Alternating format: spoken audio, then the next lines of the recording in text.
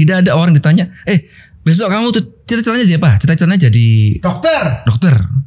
Terus nggak ada cita-cita jadi dukun tuh nggak ada, Mas. Ini kan panggilan alam, panggilan semesta. Kalau Indonesia nggak ada dukun, hancur, Mas. Loh, itu bahaya, Mas. Indonesia nggak ada dukun, hancur. Dianto, kenapa pocong gitu? Kenapa kuntilanak? Di sini aja. Cuma di Indonesia saja. Di sana ngomong dulu soal fisik manusia yang logis dulu.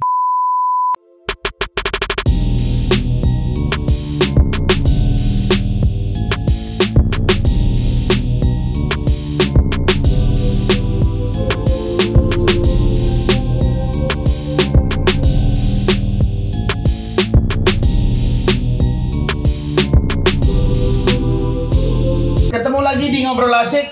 Sekarang saya kedatangan tamu orang istimewa, Mbak Mijat. Siap, pesanan. Kayak rocker deh. Kayak rocker ya. Aslinya rocker kayaknya. Aslinya rock and. Kenapa gondrong, Mas? Karena lagi pengen aja, Mas, sekarang. Iya. Terus kalau nggak pengen kapan dong? Biasanya gundul saya. Emang ada fotonya? Wadah. Nah, nggak mungkin, bohong. Wadah dong. Nggak percaya. Nggak percaya, sumpah nggak percaya, Mas. Benar, wadah, Mas. Wah, ini kalau request dadakan memang harus dicari praktek ya. dulu toh, Mas. Nggak apa-apa, Nggak apa-apa ya. Santai. Okay. Ini memang waktunya sampean ini ada di sini. Luar biasa. Matur suwun loh, Mas. Wah, kapan lo? Kapan lagi juga saya diundang sama Mas Anang toh? Nah, itu luar biasa. Domisili sudah di Jakarta berapa tahun? 11 tahun ini berarti. Karena dari tahun 2010 pertama kali saya ke Jakarta. 2010? Iya. Di Jakarta dari Kebumen pindah ke sini memang sudah ahlinya? Ya, dari kecil. Di usia kelas 5 SD saya sudah bantu kakek saya ngobatin klien. Jadi ketika saya pindah ke Jakarta, walaupun awal tujuannya ya, Mas ya, pengen nyari kerjaan gitu kan. Ya. Ternyata ya sudah sesuai dengan seperti background saya di kampung, akhirnya ketemu lagi dengan hal seperti ini lagi gitu. Kok bisa? Ada satu cerita menarik bahwa saya sebetulnya dengan background pendidikan yang ya anggap saja sudah S1, pengennya ganti-ganti pekerjaan karena dari kecil sudah jadi tukang urut loh, Mas. Sarjana teknik informatika loh, Mas. Langge. Iki kejeblos ke sini terus gimana? Nah, gini ceritanya. Saat tahun 2010 saya lagi aktif-aktifnya main Facebook. 2010 aktif Facebook. Famous sudah di Facebook dong. Nah, artinya pada saat saya di kampung ke Jakarta pengen cari kerja, maunya ternyata di Facebook itu ketemu dengan teman-teman lama. Loh, Mbah di Jakarta tuh. Wah, mau tiar aku, kan gitu, Mas. Akhirnya mereka datang lagi ke saya. Terjalinlah sebuah suasana seperti di kampung. Balik maneh. Betul. Ketemunya wong iku maneh. Wong iku maneh, klien-klien saya yang di Jakarta yang pernah datang ke kampung, ketemu di Jakarta, ya sudah. Wes akhirnya padahal sudah mau hijrah. Saya ngebayangin jadi eksekutif muda itu masuk kantor, bajunya, celananya keren gitu kan, rambutnya harus mengkilap gitu. Ya? Ternyata mimpinya itu. Iya, mimpinya sampean di desa itu begitu. Waktu itu. Nggih. Tapi ternyata ya sudah, memang jalannya sudah seperti itu. Saya butuh waktu sangat-sangat lama, sekitar separuh usia saya gunakan untuk menentukan langkah saya bahwa oke, saya akan ambil ini sebagai jalan. Ya mungkin inilah pengabdian saya ke dunia spiritual dan ke dunia membantu orang, itu seperti itu, Mas. Dunia membantu orang. Yes. Kenapa sampai dibilangnya membantu orang? Karena seperti ini kan bukan tujuan, Mas. Tidak ada orang ditanya, besok kamu tuh cita-citanya jadi apa? Cita-citanya jadi dokter. Terus nggak ada cita-cita jadi dukun tuh nggak ada, Mas. Ini kan panggilan alam, panggilan semesta kan. Ini menarik nih. Ini. Sampai ini menamakan dirinya dukun coba. Bukan saya loh. Dukun. Kenapa dukun? Dukun itu profesi, Mas. Yes. Orang dulu kalau hanya memandang satu dari sudut pandang, dukun itu akan negatif. Dukun santet, nggak gitu. Dukun itu profesi zaman dulu. Dukun sunat, dukun rias, dukun beranak, dukun. Bahasa Indonesia nih apa ya? Ayo. Enggak, ini biar gak salah ini. Saya tak nyari foto gundul saya dulu. Ya, saya mau nyari dukun. Coba apa coba dukun nih? Apa? Orang yang pandai mengobati. Dukun. Itu pengertian yang salah. Artinya apa? Itu dari sudut pandang yang sangat sempit. Orang yang pandai mengobati. Iya, karena orang yang melahirkan, membantu melahirkan, namanya dukun bayi, dukun beranak. Orang yang membantu merias namanya dukun rias. Orang yang ngurutin namanya dukun pijat. Berarti dukun itu lebih ke profesi, Mas. Profesi. Iya, profesi spesial, bidang spesialis. Profesi yang spesialis. Enggak. Iya, dukun pijat. Dukun pijat tuh. Dukun sunat. Iya, disebutnya dukun sunat. Enggak. Walaupun ada dalam setiap baju saya punya baju putih pasti ada nodanya. Nah, noda saya itu mungkin hitam, sama dengan dunia dukun ada nodanya, Mas. Apa nodanya? Dukun santet misalnya gitu. Tapi all dukun itu baik. Kalau Indonesia nggak ada dukun hancur, Mas. Loh, nah, gitu. Bahaya, Mas. Bahaya. Indonesia nggak ada dukun hancur. Dianto. Nah, kenapa bisa begitu? Yes. Mereka saat melahirkan dibantu siapa? Bidan datang ke kampung saya tahun 2001, Mas. Sebelum tahun 2001, siapa yang bantu ngelahirin? Mau tiar KB, Mas. Kalau nggak ada dukun di Indonesia. Ini dukun beranak. Anjir, maksudnya gitu. Berarti kamu lahir di dukun beranak dulu. Kayak modelnya kayak gini. Gini loh, sananya gini loh. Mas Anang tuh lahir di iya bener. Lah gitu loh, sudah. Bapaknya Mas Anang. Iya bodoh itu. Gitu. Lah saya sama. Hancur kalau Indonesia gak ada dukun. Gak ada beda, Mas, dukun cara melahirkan anak dulu itu gak perlu pakai sterilisasi apapun. Apa bambu yang namanya sembilu itu buat motong hari-hari, Mas. Selesai.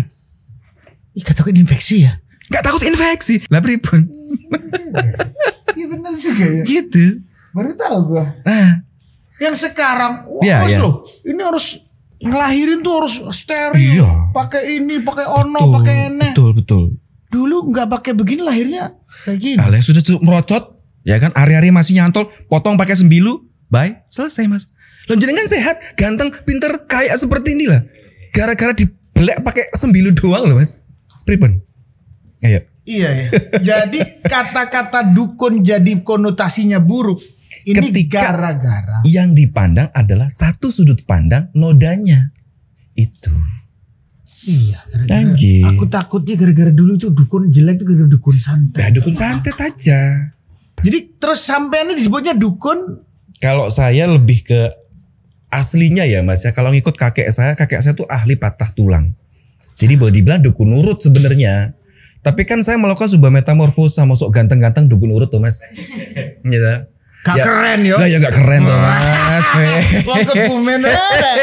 Terus ya, akhirnya sampean bikin bahwa ini sebuah profesi, sebuah pengabdian, Mas. Pengabdian. Kalau saya ngomongin profesi nanti takutnya dicek KTP-nya profesinya bukan itu kan gitu.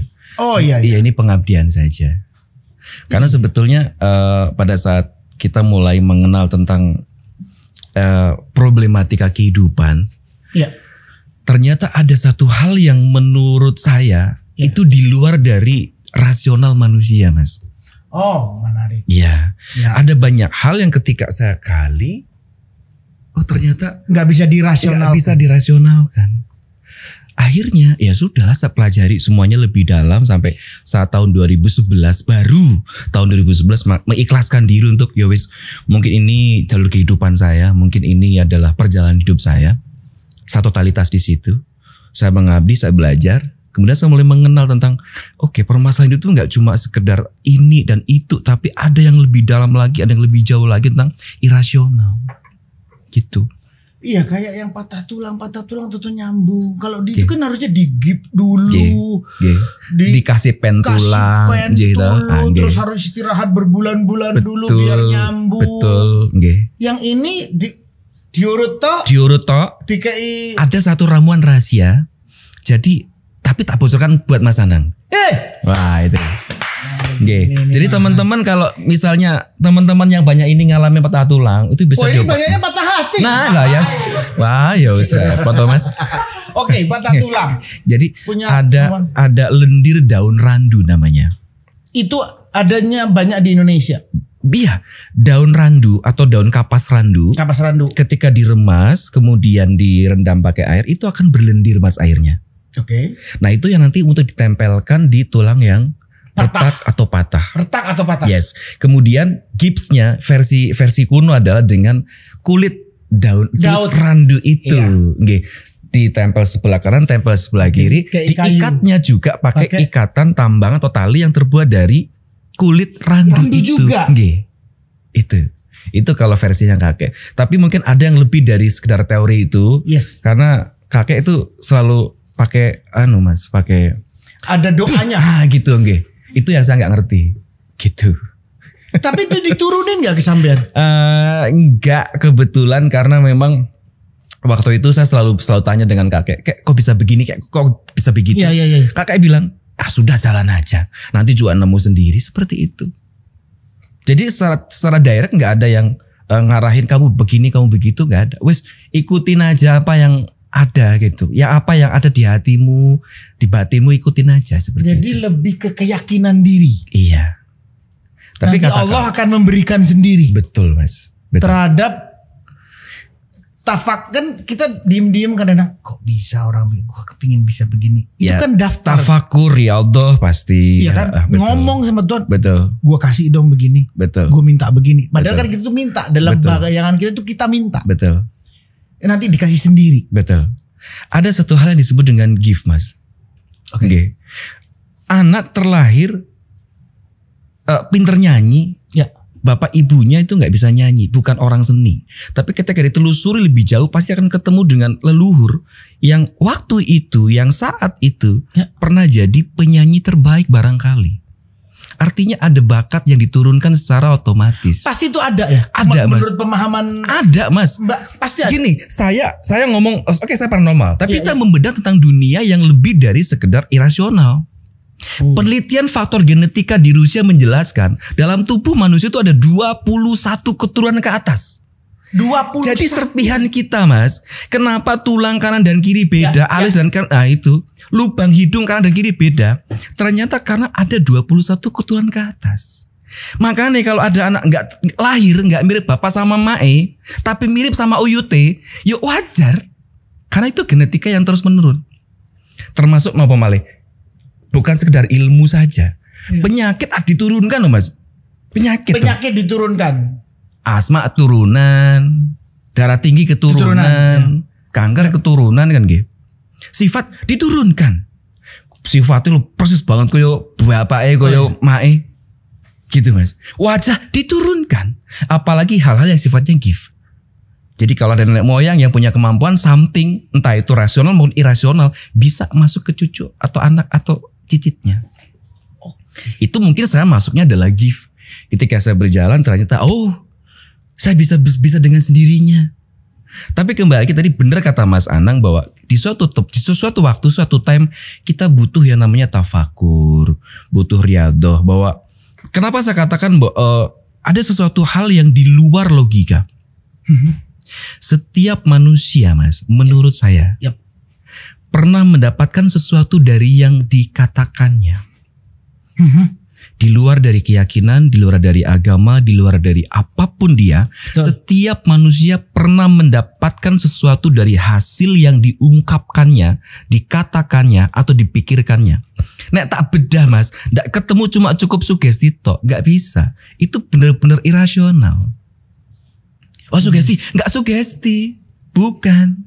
Wah itu enggak. Memang benar-benar irasional.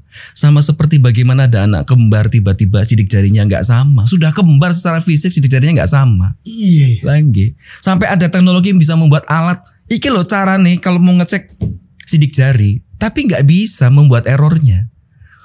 Miliaran manusia loh Mas, nggak ada yang kembar sama sekali. Bahkan mirip loh. Anak kembar sampai nggak sama sidik jarinya. Irasional lagi. Dan ada banyak hal permasalahan yang irasional sifatnya. Itu yang sampean seriusin. Oke, itu. Tantangan apa yang didapatkan dari ini kan aneh yang sampean telusuri ini aneh. Iya. Memang tantangannya yang paling sering saya hadapi adalah bagaimana saya ketemu atau bersinggungan dengan hal-hal yang sifatnya irasional juga. Iya. Misalnya kasih nyembuhin orang yang katanya orang itu kena pengaruh ABCD ya. Saat pengobatan saya juga merasakan sebuah serangan, sebuah tekanan dari hal-hal yang sifatnya ya mungkin orang lain nggak bisa lihat tapi saya lihat gitu Mas. Gitu. Itu memang bisa dirasakan atau sampean tuh ngelihat, oh no pojokanku no setane, itu Mas bisa lihat. Lihat Mas, lihat. Oh ini setannya akeh. Itu Mas bisa rasakan. Bisa saya rasakan, bisa saya lihat. Gitu. Karena gini, karena konsepnya dalam dunia ini jadi ngomongin hantu ya Mas ya. Duh, enggak. Memang bebas ngomong bebas ya? ngomongin Pak Jokowi juga boleh.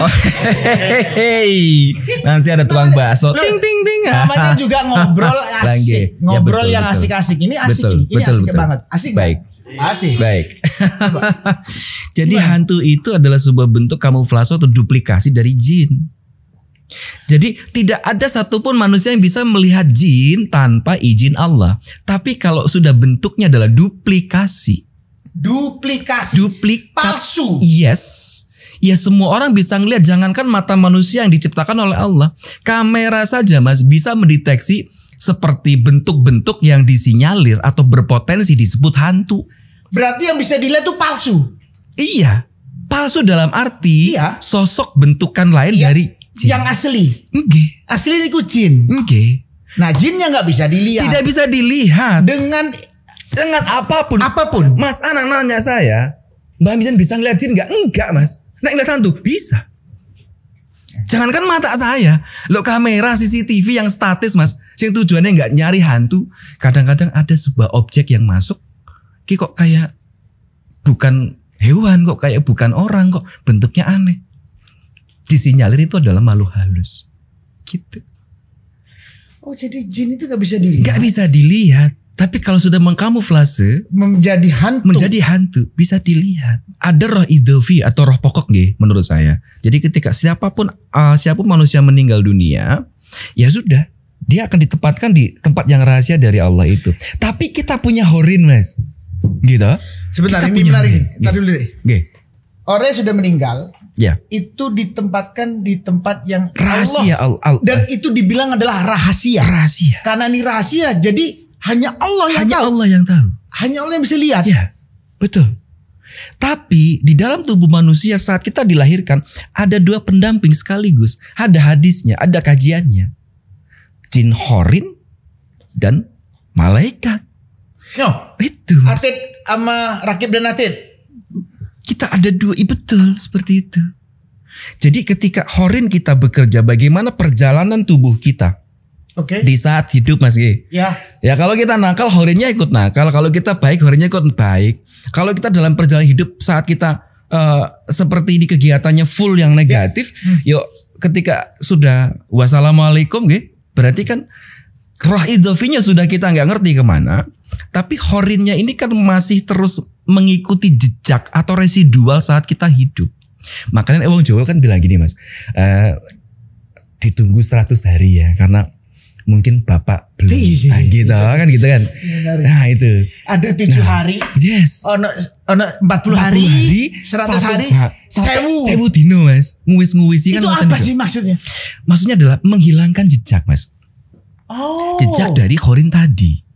Makanya wajar saja pada saat kita baru ditinggal oleh orang yang kita sayangi, dan orang yang kita sayangi semasa hidupnya beliau sering nongkrong di halaman rumah misalnya, kan kita ngerasain Mas, kok rasanya si ono ya kan gitu. Itu. Itu horin. Termasuk bagaimana sosok atau public figure saat mereka membuat sebuah jejak dalam arti yang sangat luas. Itu bisa Mas. Beliau sudah nggak ada, tapi rasanya masih hidup. Contoh kalau saya, karena saya orang Jawa, saya ngefans dengan Mas Didi Kempot. Saya masih merasa Mas Didi itu ada gitu kan gitu. Padahal beliau udah nggak ada. Itu kan jejak horinya begitu luas. Itu seperti itu. Itu bisa dibilang akan hilang dalam 1000 hari. Yes, karena kan dalam ada tradisi Jawa, setelah 1000 hari itu semua dilengkapi Mas. Yo didoakan, dikirimi ini, dikirimi itu. Sampai nanti nek wong Jawa bilang dikijing nisan terakhir saat 1000 hari. Hati itu.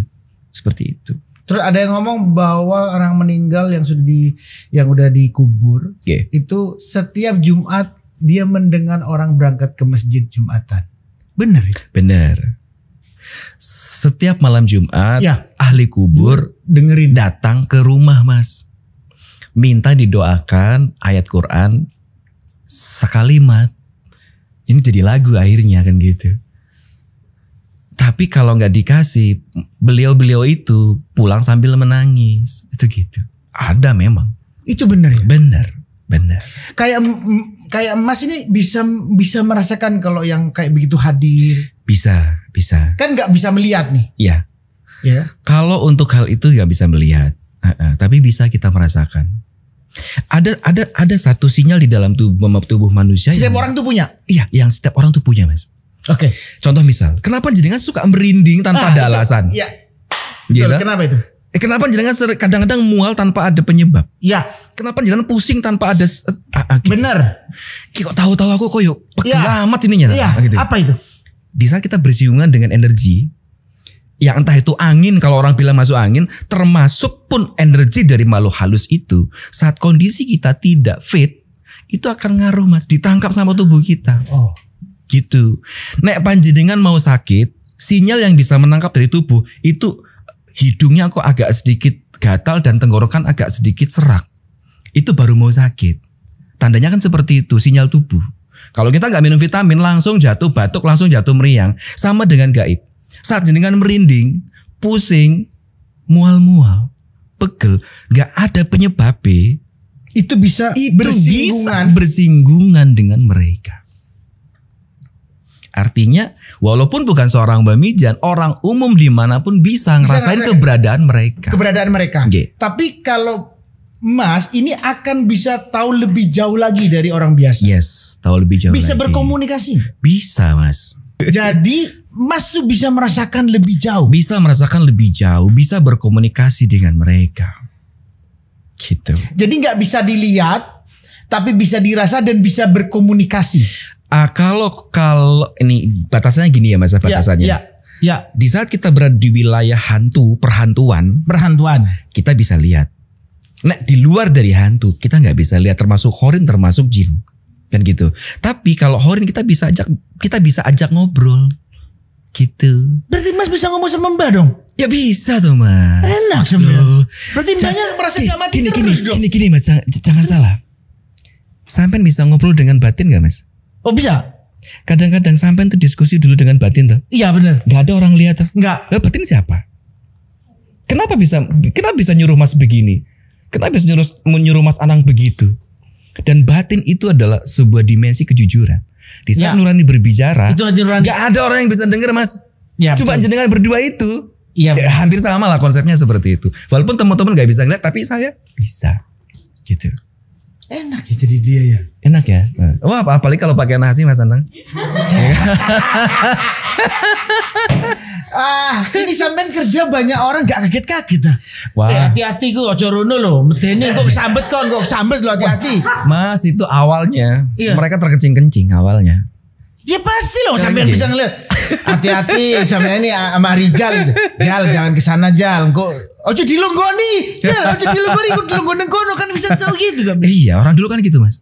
Tiba-tiba pulang dari main kesambet, Mas. Iya, kesambet. Jebule apa? Jebule bar kencing di pinggir atau dekat pohon yang berlubang dan sebagainya. Ternyata ngencingin jin, tapi kan kita nggak ngerti loh. Kan saya nggak ngeliat. Iya. Kenapa lo di situ saat gua kencing? Salah dia dong harusnya. Tapi karena itulah jin. Enak banget. Lah makanya. Ada saatnya mereka tuh memfitnah manusia, tapi ada saatnya kita memfitnah mereka, Mas. Ya apa itu? Kita memfitnah mereka itu gimana tuh? Banyak hal kejadian di Indonesia yang sifatnya mungkin tetap masih bisa dilogika. Coba. Tapi mengorbankan memfitnah golongan mereka. Contoh misalnya bukan santet loh, Mas, ya kan. Ya, cuma ya pegel-pegel biasa atau mungkin keluar panunya banyak. Ketemu sama orang pintar bilang, "Wah, ini santet ini. Jin gunung kembar yang nyuruh ini," misalnya seperti itu. Iya. Gitu. Kan berarti kita telah memfitnah jin kan gitu. Kadang-kala jin memfitnah kita memfitnah jin. Gitu. Simbiosis mutu nggak jelas kan gitu. Itu. Sampai yakin. Sampai punya, kan ini sudah dianggap ini pekerjaan gua, ini profesi gua. Iya. Kan sudah begitu toh. Meskipun no KTP susah jelasnya apa iki. No KTP enggak ada. Oh, apa namanya? Pekerjaannya di KTP tulisnya apa sih? Pekerjaan kan? Ya. Dukun mungkin kan? Medeni kan? Medeni, dukun medeni. Jadi di KTP apa wira swasta. Wira swasta. Ini calon karyawan loh Mas. Calon karyawan yang gagal kan gitu. Wira swasta. Wira swasta. Gondrong. Medeni sampai. Tapi ini butuh hal yang dijelaskan yang kayak gini kan, ini sebuah hal yang memang ada di masyarakat kita. Betul. Apakah masyarakat kita juga doang yang merasakan kayak gini? Berdukunan lah ini yang irasional. Orang lain, negara lain juga sama nggak? Sama Mas. Ada pertanyaan menarik ke saya begini. Kenapa pocong gitu? Kenapa kuntilanak? Kok di sini aja? Cuma di Indonesia saja. Di sana? Di Eropa kok nggak ada? Lo sampean jangan jauh-jauh Mas. Kalau mau ngomongin soal hantu, ngomong dulu soal fisik manusia yang logis dulu. Kenapa bentuknya beda Mas? Asia sama Barat, oke? Itu baru satu loh. Jangan kita ke luar negeri dulu, ke Indonesia yang benar-benar seperti pelangi. Betapa indahnya dengan penuh warna. Wajah orang Jawa seperti kita, yuk beda Mas. Sama Kalimantan, Sulawesi, Sumatera, Irian Jaya, sama aja. Beda toh? Beda. Artinya gitu. Nah, termasuk juga dengan culture, bahwa hantu itu dipengaruhi oleh culture. Sistemnya adalah menduplikasi dari apapun yang ada di lingkungan kita. Nek ke luar negeri yo pasti ketemunya sama zombie, ketemunya lagi sama Dracula, mampir dikit ke Cina yo ketemu sama vampir. Ya gitu Mas jadinya. Iya bener. Ya iya dong. Culture-nya ada di situ. Bila New York pocong. Lanjut toh lah piye toh? Enggak bisa. Dagelan hari. Lah iya. Enggak bisa Mas. Budayanya beda, bentuk fisiknya pun beda, termasuk karakternya. Kesibukan kita pun dengan mereka beda. Itu kembali lagi bahwa berarti hantu itu produksi budaya dong. Yes. Saya bisa katakan begitu Mas. Betul. Produksi budaya karena hantu itu adalah duplikasi dari jin yang menduplikasi apapun di lingkaran mereka. Gitu. Produksi budaya. Iya juga ya. Jin. Di sini juga tahu-tahu ketemu. Aku tadi melihat zombie. Iya budaya kan. Produksi budaya jadinya. Di mana jin itu tinggal, maka jin itu hanya bisa mengkamuflase bentuk-bentuk yang ada di sekitarnya. Iya, jadi itu nggak real ya? Iya, nggak real. Gitu. Sing asli jin sing hantu ya ndak real. Makanya kan jin punya kemampuan bisa mengubah wujudnya jadi daun, jadi hewan. Iya bener kan, Tuhan menciptakan jin, manusia dan malaikat. Iya. Jin inilah yang berbentuk aneh-aneh tadi. Betul. Dan ini memang beda nuansa, beda frekuensi yang kita nggak bisa masuk, saling masuk. Betul. Makanya kayak film-film, ada film kayak The King-nya Korea, ada dua dunia, ada duplikasi dunia sama kita. Itu betul, ya, ilmu itu ya. Iya, itu. Dan saya selalu bilang dengan semua orang bahwa kenapa ada siang dan malam itu adalah bentuk dari balance Mas, keseimbangan. Makanya kalau orang terlalu mistis sableng, orang terlalu logis gendeng Mas. Jadi memang harus di tengah-tengah. Gitu. Terlalu mistis sableng. Terlalu logis gendeng Mas. Gendeng Mas. Coba bayangkan sidik jari kok nggak ada yang sama. Anak kembar apa ya nggak stres Mas. Orang itu mikirinnya ada zat yang lebih tinggi dari itu kan gitu. Iya, jadi nggak bisa dilogiskan juga. Gak bisa. Gak bisa juga ya. Iya. Emang harus percaya. Gak bisa ngomong. Iya. Pokoknya saya yang saya terima hanya yang bisa saya rasionalkan. Gendeng ini. Gendeng tuh Mas. Terlalu rasional itu gendeng. Terlalu mistis. Sableng Mas. ini oke ini. Perlu ini. Ini benar. Terus kalau Mas kayak mengetahui apa yang akan terjadi bisa juga. Atau, karena Mas kan bisa berhubungan nih. Iya. Berhubungan sama zat yang tidak logika gitu ya. Ya sebetulnya gini Mas, kalau ngomongin bisa, tapi tetap kembali lagi apa dulu nih kan gitu. Karena batasan kita sebagai manusia itu hanya mampu melihat tanda yang diberikan oleh Allah juga. Bahasanya kalau Mbak Minjan dikasih sebuah alat yang namanya batin untuk meneropong kondisi cuaca misalnya. Yes. Ada juga mikroskopnya BMKG bisa melihat kondisi cuaca. Ya. Nah, perubahan tanda dari cuaca itu dari Allah semua murni, Mas. Setuju. Tinggal kita ngelihatnya sampai kemana nih. Kalau mungkin mikroskopnya atau alat canggihnya BMKG lebih detail, ya dia kan lebih Pasti jelas, lebih jauh. mau lebih jauh. Tapi kalau batasan batin manusia cuma sampai iki kok mendung-mendung gini ya pas paling mungkin Senang ngono tok ae wis. ngono tok wae wis kan gitu kan. Wah, ini minggu depan Jakarta banjir ini, Mas. Kenapa? Lu. Dan orang dulu tuh lebih canggih, Mas. Bagaimana mereka membuat sebuah prediksi itu dengan sesuatu hal yang dirahasiakan. Ada yang namanya daun simbar. Itu dibuat seperti layang-layang. Dikasih benang, diterbangkan dulu setinggi mungkin. Setelah turun dipegang tingkat basahnya. Wah, ini bakal banjir ini. Baru menyampaikan ke masyarakat.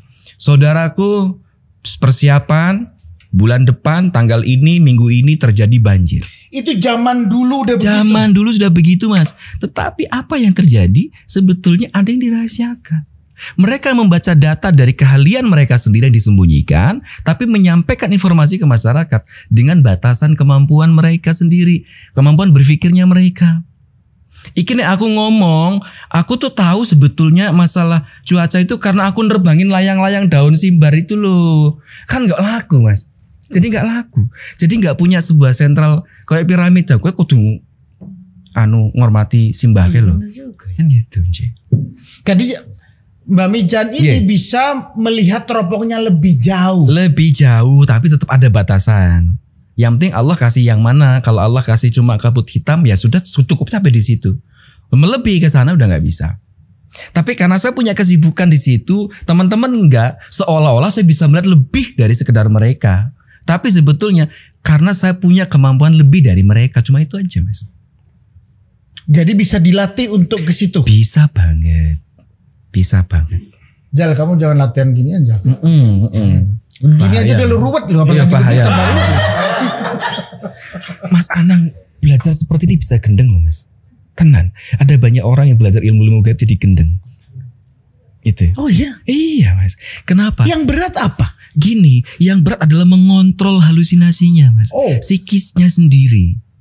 Nah, kalau sudah masuk ke psikis, terornya bentuknya macam-macam. Misalnya hanya suara bergerak saja sudah loh. Ini kok ada yang jangan-jangan hantu ya. Iya, Lah sudah seperti itu, Mas. Enggak ada sesuatu, enggak ada angin, enggak ada hujan, katanya dengar suara gaib suruh bunuh anaknya, suruh bunuh bapaknya, suruh bunuh. Kemarin anak kecil di matanya lah gitu. Lah itu penyebabnya. Belajar ilmu enggak siap secara psikis, gendeng, Mas. Belajar apapun gini, belajar agama. Aku setuju. Tapi psikisnya enggak nangkep. Jadi tukang ngebom, Mas. Kan konten iku toh. Iya benar. Padahal agama kan baik. Tapi nek nangkepnya enggak benar ya. Enggak benar. Jadi rusak. Ya gendeng lanjut. Udah. Ini masuk akal. Masuk akal ya. Mas, ini sampean bahaya nih, Mas. Bahaya. Jangan-jangan jadi presiden gitu. Amin. 2004, Mas. 2024. Nggih. 2024. Ya. Yang begini nih jadi presiden Indonesia ini. Aman ini. Aman. Dijamin. Selain ditakuti oleh manusia, saya akan ditakuti oleh hantu. Nah, jadi aman. Aman ya. Mbah Mijan presiden 2024. Siap. Boleh. Siapkan ya. Enggak, tapi lihat Indonesia hari ini gimana, Mas? Dengan utang membengkak ini seperti ini. Udah kok ini Covid nih kapan? Sampai kan di luar kita nih melihat Covid. Covid ini kapan mari nih? Oke, dari Covid dulu ya. Ya, Covid kapan mari? Covid itu akan sembuh ketika tidak ada yang peduli, Mas. Memang iya. Iya. Iya memang kayak peduli ini pasti leren. Pandemi zaman Pajajaran. Ini ada sejarah, Mas. Sudah ada, Mas. Apa itu? Kapan berhentinya pandemi di zaman Pajajaran? Pada saat manusianya sudah tidak peduli tentang pandemi itu. Saya meyakini memang ada corona, ada virusnya. Tapi, Mas, kita logika gini, mudah-mudahan nggak diparani ya sing siapa? Yang ngomong corona kok diparani karo wong sing nutuk ting ada ya. Oke, gini. Pada saat belum ada vaksin, belum ada obat. Setuju, terus? Sudah banyak yang sembuh, Mas. Artinya nopo? Artinya bahwa ada imun atau zat dari Allah yang sudah diturunkan ke tubuh manusia untuk mengobatinya. Ada orang kena corona, kena virus. Yap. Obatnya belum ada, vaksinnya belum ada tahun 2020. Sudah ada yang sembuh. Artinya pot yang paling utama menyembuhkan virus itu adalah imun tubuh kita. Setuju. Berarti pada saat kita membangun imun tubuh lebih tinggi dari sebelumnya, ya bismillah kita siap menghadapi virus-virus ini. Dengan kita siap menghadapi virus ini, kita anggap bahwa ya sudah, yang penting takut boleh, tapi jangan berlebihan. Khawatir boleh, tapi juga jangan berlebihan. Yang sedang-sedang saja. Mas pernah kena gak? Enggak loh mas, alhamdulillah. Wow. Enggak no ya. Mas gak percaya. Enggak pernah sama sekali. Ada gosip katanya bisa kehilangan penciuman gitu. Saya kehilangan penghasilan, jadi bukan penciuman nih mas. Gitu. Ya, serius, sampai enggak pernah kena. Alhamdulillah, jangan loh mas. Loh ya kan. Jangan toh. Ya, jangan. Enggak. Tapi sampai hari ini enggak. Sampai hari ini belum pernah. Enggak, alhamdulillah. Alhamdulillah. Menjaga kesehatan. Ya, saya sangat yakin sekali bahwa ada zat yang lebih utama yang dikirimkan dari Allah, bentuknya adalah imun tubuh kita. Merasa itu memang dijaga. Bener sih, itu benar. Dijaga, itu bisa ngelawan apapun mas. Kan gitu keyakinan saya. Contoh, kalau saya meyakini atau saya mensugestikan tentang imunitas tubuh saya, imunitas tubuh manusia, itu kan gak cuma corona toh mas. Iya benar. Gitu. Semua penyakit ya udah saya ambilnya itu. Jadi lebih kepikiran kita. Contoh gini. Apa yang paling membuat manusia rusak mas dalam kesehatan gitu? Gak ada yang lain. Mau dia kasih apapun gak akan bisa rusak. Yang paling mengerikan adalah pikirannya. Saat pikirannya down, selesai. Wassalamualaikum itu. Tapi Mbak Mijan percaya ada corona ya? Percaya. Bukan yang tidak percaya. Kan ada yang gak percaya kan? Oke, percaya. Tapi kalau Mas itu percaya? Percaya. Pandemi dari zaman Pajajaran itu ada loh mas. Virus itu ada loh. Ya berarti kejadian kayak gini pasti akan terjadi setiap masa. Iya, percaya. Tapi saya juga percaya bahwa yang bisa melawan secara keseluruhan ya, secara total imun tubuh kita sendiri. Ya, itu aku agree. Itu aku setuju. Cuman yang konspirasi lah apa ini rada terlalu lebay ya. Ya, saya menyikapi tentang dunia konspirasi adalah sudut pandang yang berbeda. Dari orang-orang yang memahami ini di luar dari yang umumnya gitu. Ya sah-sah juga sih. Ya sah-sah juga. Percaya, sebetulnya gak percaya ya wis lah. Betul. Ya, ada juga teman saya gak percaya pokoknya tapi dia kena. Nah, benar mas. Itu. Benar. Kamu percaya gak? Gak percaya. Kena lu kemarin? Kena gue kemarin di gue masuk akhirnya gue di karantina. Katanya gak percaya berarti kan gak kena. Iya. Karena ketika jenengan membuat sebuah hentakan yang cukup keras di mind kita, ya imunnya tetap naik mas. Imunnya naik. Nah imun naik ya bisa ngelawan apapun. Saya bilang sekali lagi, jangan ngomongin soal corona doang. Imun tubuh kita tuh ngelawan banyak penyakit sudah. Nah kalau sudah seperti itu mas, walaupun kena corona tetap bisa memulihkan lagi. Kan kita tidak bisa menjamin pada saat mereka rajin olahraga, mindsetnya udah keren, sehat dan sebagainya, nggak kena kan nggak bisa jamin itu mas. Tapi desa kita sudah ada prepare imun yang kuat, walaupun kena tetap potensi sembuh lebih tinggi. Masalah corona itu kembali kepada pikiran ya. Kembali kepada pikiran. Potensi kena, semua orang punya potensi mas. Potensi. Hampir kayak dibilang flu itu sudah benar. Iya. Semua jadi yang terbarunya harusnya adalah kembali udahlah imun aja membangun imun kuat ya, membangun imunnya kuat. Betul itu. Di saat semua manusia sudah tidak peduli tentang corona. Ya corona yang hilang. Oke. Itu gitu. No kono corono no setane. Selama nganggep kita no setan, ya no setan beneran. Ya, no setan beneran. Coba karena apa-apa melburu no, ya ora ono apa-apa iki. Lah iya. Gitu. Betul. Mbak Mijan sudah berkeluarga? Sudah. Anak? Sudah. 1, 2? Iya 1. Laki, perempuan? Perempuan? Yes. Istri 1 belum nambah dan kayaknya nggak akan nambah lagi. Oh, kalau udah ngomong begitu tuh mau nambah? Enggak. Yang aja jangan suruh tidur sama kucing ya. Saya yakin bahwa setiap orang yang sudah masuk ke dunia entertain, seperti saya pribadi, kita akan mengambil sebuah momen mas. Karena momen kan nggak mesti datang dalam setiap waktunya kan gitu. Barangkali mungkin mengambil momen itu seperti saya sebelum sekarang, sebelum ada undang-undang ITE mas, terus terang. Yes. Dulu kalau ngeramal nggak karu-karuan sih. Ngomongin nama, nyebut instansi, nyebut daerah, nyebut tempat. Dan itu kejadian yang kejadian. Gitu, kejadian Mas. Itu bisa di-cross-check oleh teman-teman yang misalnya lupa tentang sejarah Mbak Mijan naik di media tuh gara-gara apa? Ngeramal kematian orang. Stres nggak saya? Cari boleh dicari media sosial. Apa sih pertama kali yang membuat Mbak Mijan naik? Ngeramal kematian orang. Lo yuk sableng tuh Mas. Kematian kan rasanya Tuhan. Nah ya. Kok diramal ya kucul kan gitu orang ini. Paranormal kucul ya baru kamu itu katanya kan gitu. Ya, tapi kan begini, saya punya pandangan gini Mas. Setiap orang itu punya kemampuan menganalisa mau yang lebih dalam atau yang standar. Nah, ngomongin soal masalah pertandaan sih. Mas Anang masuk ke sebuah IC room. Terus pasti kan sininya bunyi Mas. Wah, kayak ora suwe meneh ya. Iki masih lama. Kan muncul dengan sendirinya, nggak bisa diperintah Mas. Jenengan datang jenguk temen yang lagi sakit dalam kondisi koma, itu bisa muncul loh sininya. Iki ora suwe. Nih minggu depan kayaknya wassalamualaikum ini gitu Mas. Nah itu orang awam loh, jenengan loh. Nah kalau saya yang tiap hari nguletin itu terus kayak ibarat kata saya atau spesialis pembuat bakso yang tak ulek-ulek tiap hari, yo apal saya Mas. Oh matanya kuning iki serat hati. Wah jempolnya ungu serat hati gitu, seperti itu. Bahkan itu orang memandang dari sisi goib, katanya Mbak Mijan sakti. Kalau saya bongkar di meja ini, mereka akan menganggukkan kepala bahwa apa? Yang sudah menganjurkan pertanda kematian dari 1 hari sampai 1000 hari, 40 hari tandanya itu ada semua. Tinggal kita mau belajar apa tidak.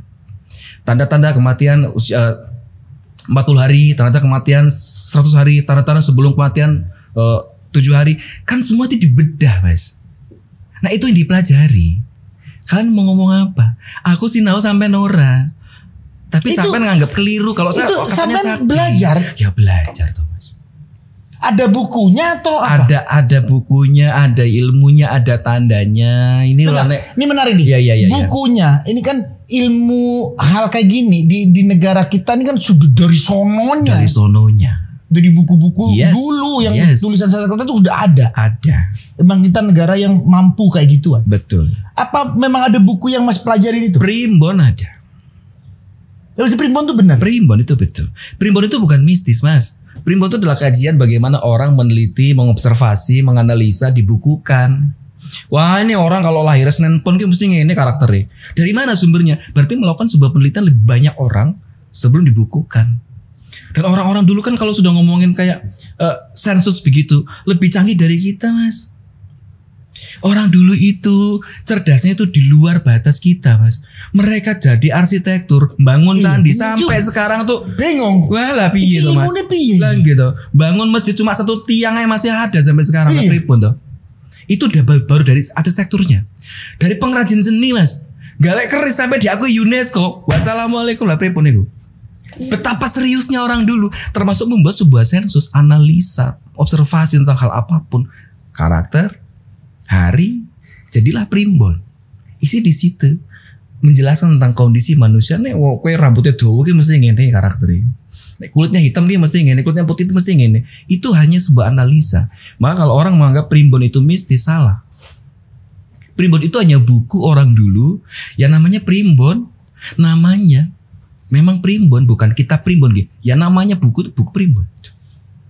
Gitu. Itu cuma dari analisa-analisa aja. Gak tepat juga gak apa-apa juga. Gak tepat juga gak apa-apa. Karena mah ternyata di dalam primbon itu kita mengadopsi 50-50 persentase. Tapi tanda-tanda itu tanda-tanda yang common dari dulu sampai sekarang, tanda-tandanya ya wis ngono iku, gak pernah berubah. Makanya aku nggak buku primbon. Betul. Kalau boleh tahu, mungkin Mas tahu, yang bikin primbon itu siapa sebetulnya sih? Kalau kita ngomongin sebetulnya peradabannya di Aji Saka ya Mas ya. Jadi pada saat ada huruf-huruf Jawa diperkenalkan, ono Soroko Doto Solo Podo Joyo Mogo Potongo, itu dari situ sebetulnya. Sudah dibikinlah, dikumpulkanlah tanda-tanda hidup itu. Betul. Itu. Bagaimana mereka orang-orang dulu menciptakan sebuah mitologi yang mendalam. Ini ngomongin apa gitu Mas? Nah kita bahas mitologi itu enak banget. Mau di part 10 atau gimana? Mas terus ya mas. Enak ini mas. Gini, kita ngomong mitologi dari yang paling simpel. Kenapa ada zaman dulu orang itu ziarah makam dan berdoa di makam? Ya, oke. Ini banyak bertentangan. Terus padahal itu kenapa itu? Padahal itu udah tradisi leluhur dan itu keberhasilan dari leluhur kita. Orang dulu pada saat mereka kontra berbeda pandangan itu bukan adu otak mas, adu otot. Ala aku jawara loh, aku jagoan loh, mati ya mati, kita berantem. Saat kita misalnya sedang membedah tentang kemajuan desa dan berbeda prinsip, iso berantem, iso bacok-bacokan, bunuh-bunuhan, 7 turunan. Tapi pada saat ada branding, ada brainstorming, wes saiki ngaji dulu. Ngaji kita datang ke makam, rombongan di sana, yuk yasinan dulu, doa dulu. Ini tempat keramat, ini tempat suci. Selesai kita berdoa, barulah berunding rembuk desa, mau membangun desa kemana dan sebagainya. Diingatkan lebih dulu di makam, diskusi itu harus tenang, nggak boleh sembrono. Jadi kalau yang memang pendapatnya nggak bisa diterima, berbeda, ya dibahas secara adem ya. Karena ini di makam keramat, di makam suci. Teknik orang dulu bagaimana membuat sebuah sistem itu amazing mas. Gitu. Mau ngomong apa lagi?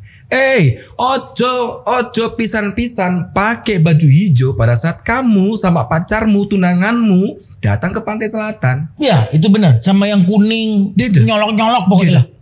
Kenapa? Loh, itu brainstorming leluhur kita yang sudah keren. Mas, kalau ada warna hijau ketemu dengan warna biru, hijau baju dengan biru laut, ketika ada accident, tim SAR angkat tangan mas, nggak iso nyari warnanya ngeblend. Terserah mau ada ratunya atau tidak, tapi itu Mas Anang kalau mau hiking ke gunung jangan pernah sekali-kali pakai baju hijau sama baju hitam. Dilarang sekali. Kenapa? Ketika accident susah dicari mas. Baju hitam kan mirip bebatuan, baju hijau mirip dedaunan. Leluhur kita amazing cara berpikirnya.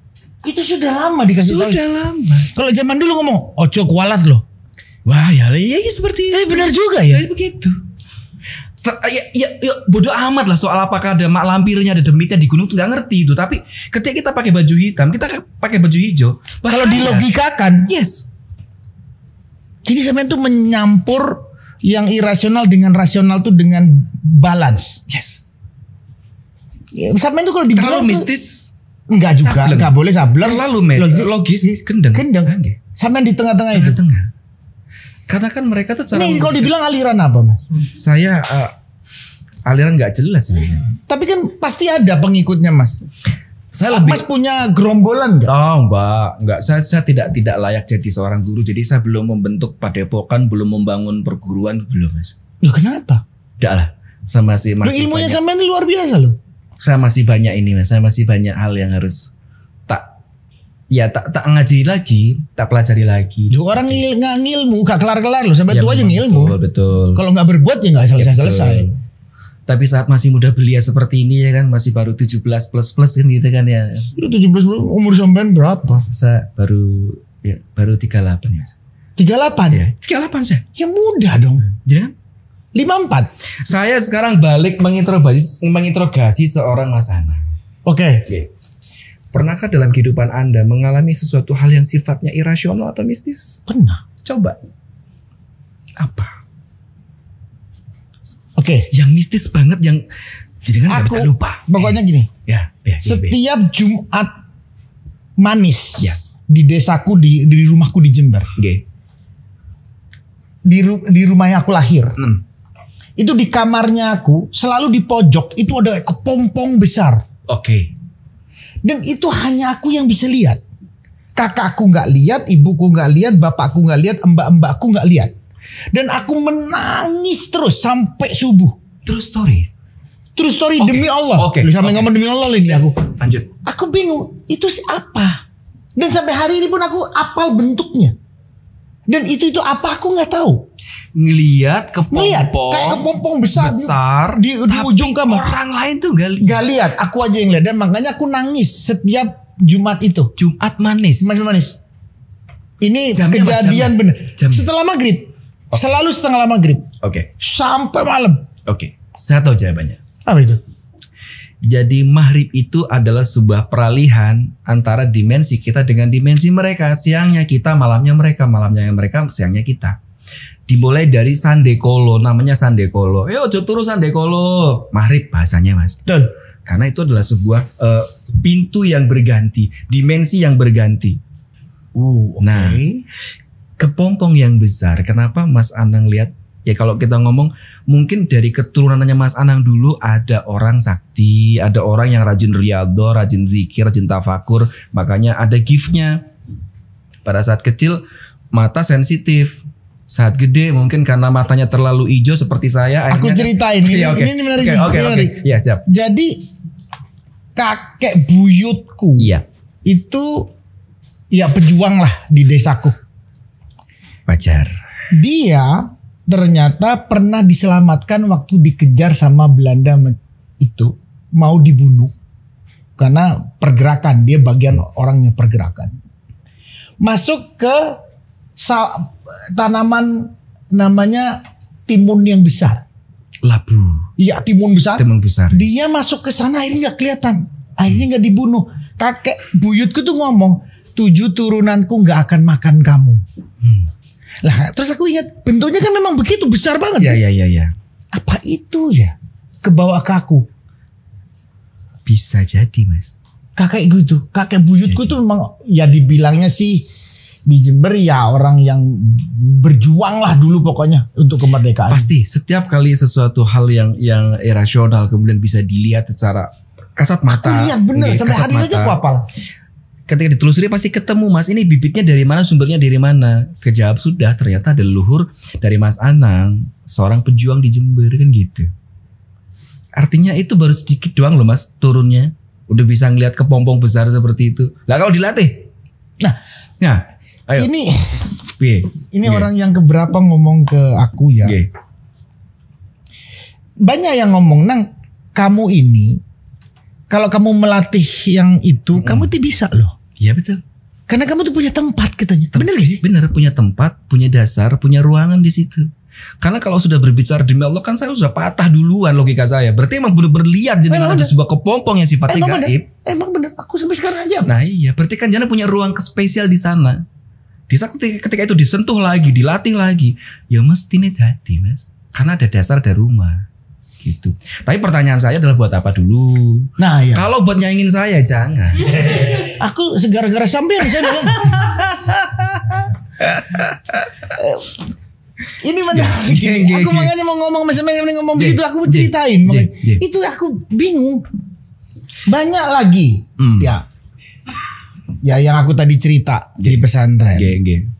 Datang sore-sore sama almarhum sama kakakku yang dokter sekarang di Jember, masih di Jember. Gak taunya malam itu ada kejadian bahwa kalau di pesantren kayak gitu tuh bisa dikejar bahwa ada rasanya, ada malam Lailatul Qadar tersebut.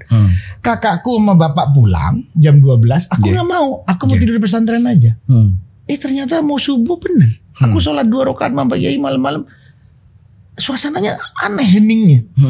Bau suara-suaranya aneh. Ya itu tadi kata Pak. Kayak begitu. Gini. Tidak semua orang bisa, Mas, bisa merasakan atau dikasih kesempatan untuk merasakan itu. Malam Lailatul Qadar misalnya. Tapi kenapa jenengan waktu itu dikasih kesempatan untuk merasakannya? Merasakan. Berarti kan memang ada ruang yang jauh dari sekedar yang saya lihat sekarang.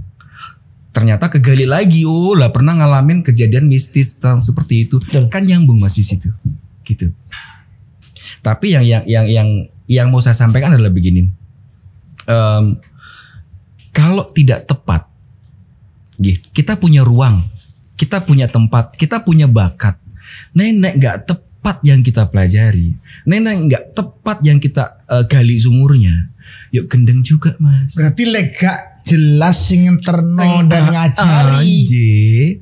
Guru nek gendeng, muridnya sableng. Bisa begitu. Ya.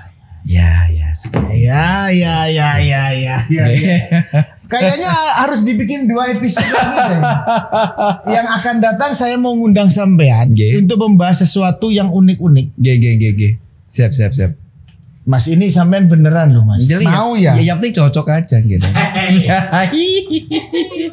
tapi gini Mas Alang, ada satu pertanyaan saya. Yap. Nah, ini mungkin ketika memang time-nya harus terbatasi ya di sini.